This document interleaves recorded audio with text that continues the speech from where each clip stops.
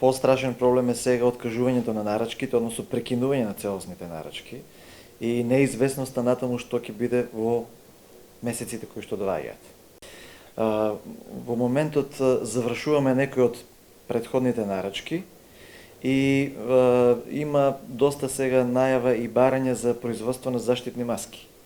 Меѓутоа, тоа не е работа која што би била во некоја подалека иднина, тоа ќе биде сега експлозивно, значи ќе треба да се произведат тие околу овој месец и следниот и натаму и не гледаме што ќе се произведе. Ние дел од нашето производство произведуваме кошули за продажба, а дел од производството се кошули за униформи.